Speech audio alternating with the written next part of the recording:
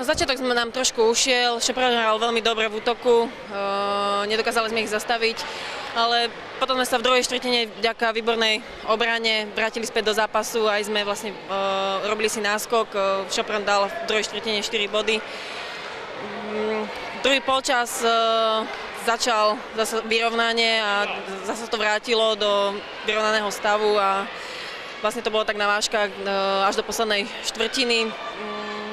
Škoda, že ten záver nám nevyšiel, mali viac šťastia súperky, padli im tam trojky, možno sme to mohli očakávať, ale že po zápase je nám to ľúto, vedeli sme, že tento zápas bude ťažký, stále sa hrá ťažko v Šoproni. Minulého roku sme vyhrali, tuším, po predĺžení, teraz si to nechali doma, verím, že doma ich odplatíme a verím, že vyšším skóre. Môžeme povedať, že naozaj diváci videli fantastické basketbalové divadlo. Žiaľ, so smutným koncom pre žlto-modré farby. Taký paradox. Zostrelila nás tvoja z reprezentácie spoluhráčka i niekdajšia spoluhráčka z Popradu Katka Tetemondová. Vyšiel jej tento zápas, tie trojky. Naozaj si mohla nechať asi na iný duel. Mohla. Keď som ju sledovala, tak sa jej až tak nedarilo.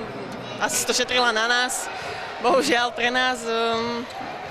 Vedeli sme ale, že je to strelec, aj sme si to vravel tréner, že máme si na ňu dať pozor, že to vystrelí z hociakej príležitosti, že nedá sa na to vyhovárať. Padli jej to tam šťastné, neviem, že 100% ku koncu mala, takže...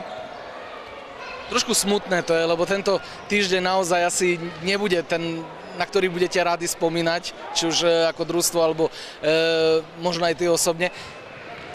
Mrzí to, určite to mrzí, ale asi sa treba teraz z toho otriasť, nenechať spadnúť na seba takú tú deku, aj keď proti Dioru sa vyhralo, ale ten výkon nebol dobrý. Teraz po dobrom výkone paradoxne tesná prehra.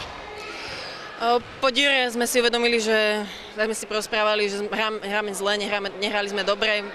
To sme chceli vlastne odčiniť tu, aby sme hrali kolektívnejšie. Bohužiaľ, aj keď v niektorých fázach sme boli zlepšené, tak na Šopron to nestačilo. Musíme ešte na sebe popracovať a verím, že ďalšie zápasy už budú lepšie. Ako si povedal, nesmieme sa tým nechať nejako utlačiť a veriť, že budú lepšie a lepšie výkony.